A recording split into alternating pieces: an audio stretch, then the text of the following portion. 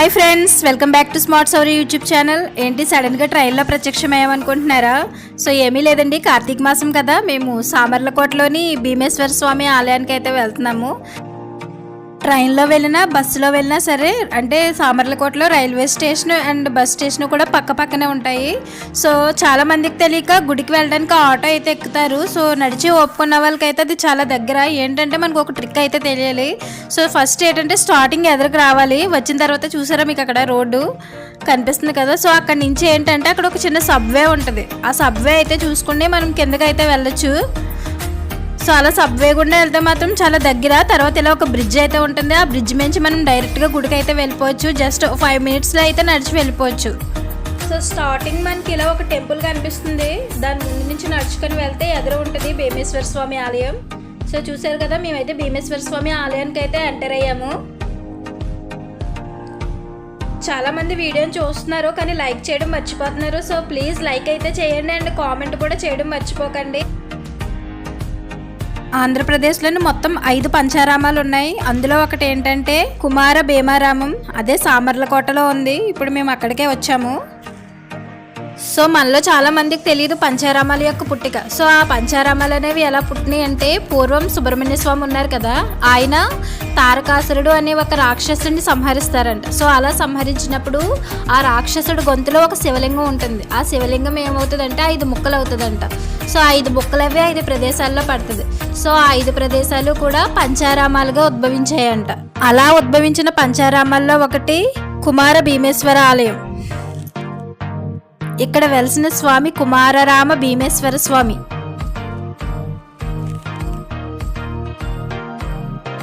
ఇప్పుడు కార్తీక మాసం కావడంతో జనాల రద్దీ ఎక్కువగా ఉంది. కాబట్టి మేము ఏంటంటే వచ్చేసరికి లేట్ అయిపోయింది. సో అక్షర మళ్ళీ మధ్యాహ్నం భోజనానికి ఇబ్బంది పడుతుందని చెప్పేసి మేమైతే టికెట్స్ తీసుకుంటున్నాము. సో టికెట్స్ తీసుకొని లోపల దర్శనానికి అయితే వెళ్తున్నాము. సో ఉచిత దర్శనం కూడా ఉంది కానీ బాగా లైన్ ఎక్కువగా ఉంది. సో అప్పటికే 11 అయిపోయింది, ఇంకా అక్షర ఉండదనే ఉద్దేశంతో మేమైతే టికెట్ తీసుకొని లోపలికైతే వెళ్తున్నాము. సో చూసారా, ఇది ఎంట్రన్స్. ఈ క్షేత్రం యొక్క స్థల పురాణం ప్రకారము క్రీస్తు శకం 892వ సంవత్సరంలోని చాళుక్య రాజు అయినటువంటి భీముడు ఈ ఆలయాన్ని అయితే నిర్మించాడంట. సో ఇక్కడ ఏంటంటే శివలింగం మనం ఎక్కడ చూసినా సరే నలుపు రంగులో ఉంటుంది, కానీ ఇక్కడ మాత్రం శివలింగం అనేది తెలుపు రంగులో కనిపిస్తుంది. పంచారామ ఆలయాల్లో ఉన్న శివలింగాలన్నీ కూడా పొడుగ్గానే ఉంటాయంట, కానీ సామర్లకోటలో ఇప్పుడు మనం ఉన్న ఈ ఆలయంలో అయితే ఇంకా పొడుగ్గా ఉంటుంది. అంటే సో మేము ఏంటంటే ఇక్కడ టికెట్ తీసుకోవడం వల్ల డైరెక్ట్గా పైకి అయితే పంపించేశారు. నిజానికి ఏంటంటే ఫస్ట్ మనం కింద అంతస్తులోని స్వామివారి యొక్క పాదాలను దర్శించుకొని తర్వాత పైకి అయితే రావాలి. సో అలా వచ్చిన తర్వాత పైనే మనకి అభిషేకాలు అన్నీ చేస్తారు. సో అలా అభిషేకం చేసినవన్నీ కూడా కిందకి జారుకుంటూ వెళ్తాయంట. సో ఆ విధంగా గుడి నిర్మాణం అయితే ఉంటుంది. మాతో పాటు మీరు కూడా స్వామివారిని అయితే దర్శించుకోండి అండ్ ప్లీజ్ అయితే కామెంట్ అయితే చేయండి ఏదో ఒకటి. సో ఇప్పుడు మీరైతే శివుడు వీడియో చూస్తున్నారు కాబట్టి ఓం నమః శివాయ అన్న సరే కామెంట్ అయితే చేయండి, ఎందుకంటే వీడియో రీచ్ అనేది ఎక్కువగా ఉంటుంది. పైన ప్రధాన విగ్రహం అయితే మాకు వీడియో అయితే తీయాలనిపించలేదు, ఎందుకంటే అక్కడ cameras and phones are not allowed అనేసి ఇన్స్ట్రక్షన్స్ అయితే పెట్టారు. అందుకే మేమైతే వీడియో తీయలేదు. సో మీరు ఇమేజెస్ అయితే చూడండి.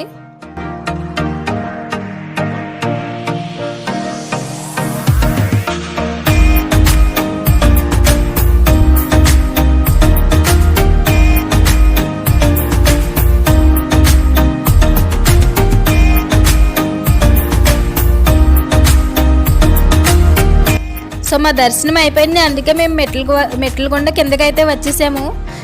సో ఇదేంటంటే మధ్యలో ఉంటుంది టెంపుల్, చుట్టూ కూడా మళ్ళీ చిన్న చిన్న టెంపుల్స్ అయితే ఉంటాయి. సో వాటిని కూడా మీరు చూడండి.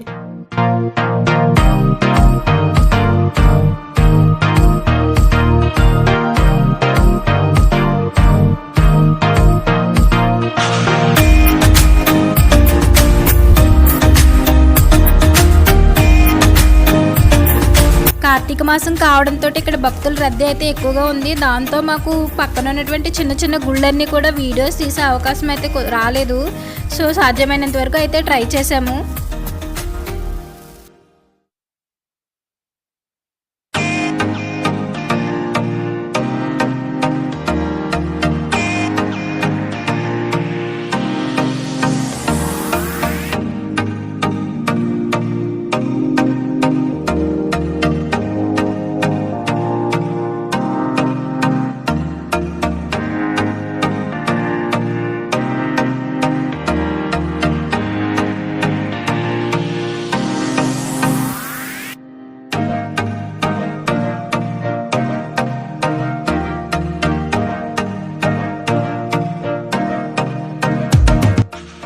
ఇప్పుడు మనం చూడబోయేవి ఏంటంటే స్వామివారిని ఊరేగించడానికి ఉపయోగించే వాహనాలు.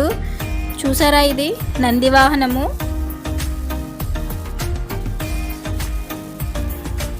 ఇది వరాహ వాహనం అనుకుంటా.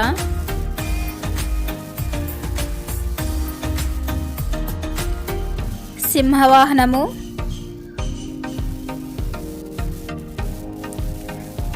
సూర్య భగవానుడి వాహనము. మీరు ఈ గుడి చూసినట్లయితే చాలా ప్రశాంతంగా ఉంటుంది. తర్వాత ఏంటంటే చుట్టూ కూడా పచ్చని పొలాలు ఉంటాయి, మనకి చాలా ఆహ్లాదకరంగా కూడా ఉంటుంది.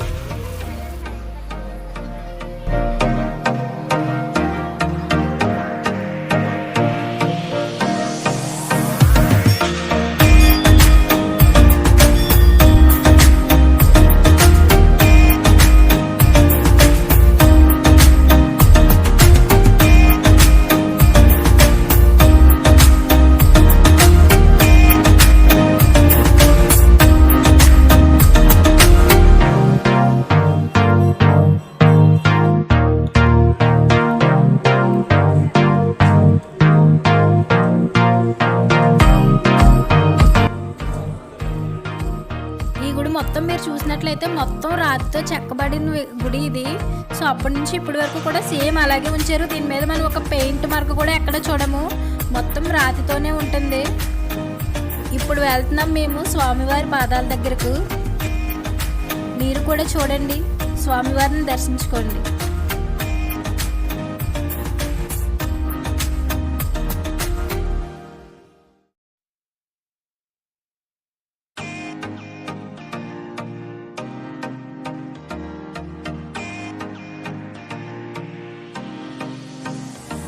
సో మనం పైకి వెళ్ళినప్పుడు ఒక నందిని చూసాము, తర్వాత కిందకి ఒక చిన్న నందిని చూసాము. సో మొత్తం గుడికి ఎదురుగుంట ఒక గుడి ఉంటుంది, దాంట్లో ఏంటంటే ఒక పెద్ద నంది అయితే ఉంటుంది.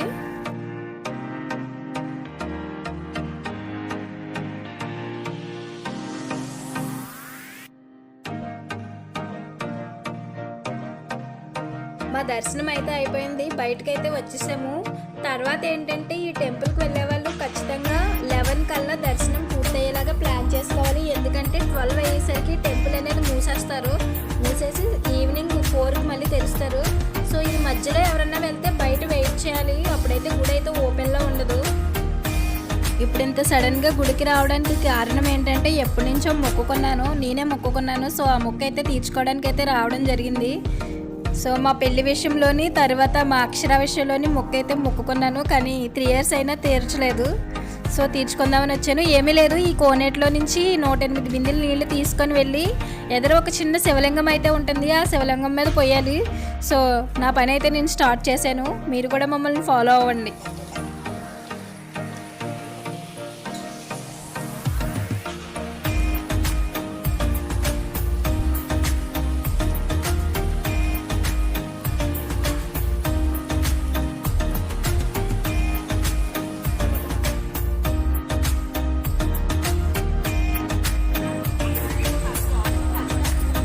మీరు కనుక ఆలయ నిర్మాణం చూస్తే చాలా అద్భుతంగా ఉంటుంది. అన్నీ కూడా రాతి పలకలతో కట్టారు ఇది. సో చూడండి ఒకసారి మీరు కూడా.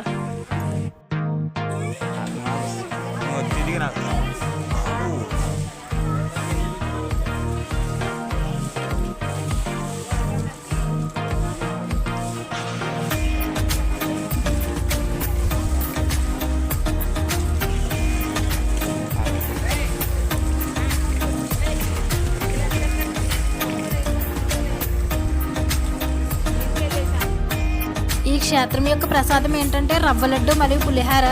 సో పులిహార అయితే చాలా అద్భుతంగా ఉంటుంది, ఇంగువ వేసి చేస్తారు. సో మా అక్షర అప్పుడే స్టార్ట్ చేసింది తినడం.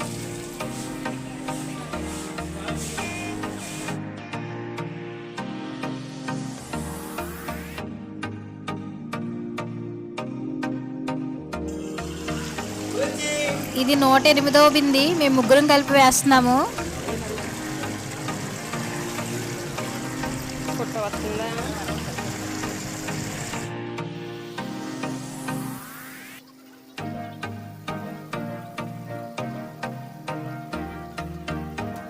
ఫైనల్గా మొక్క అయితే తీరిపోయింది.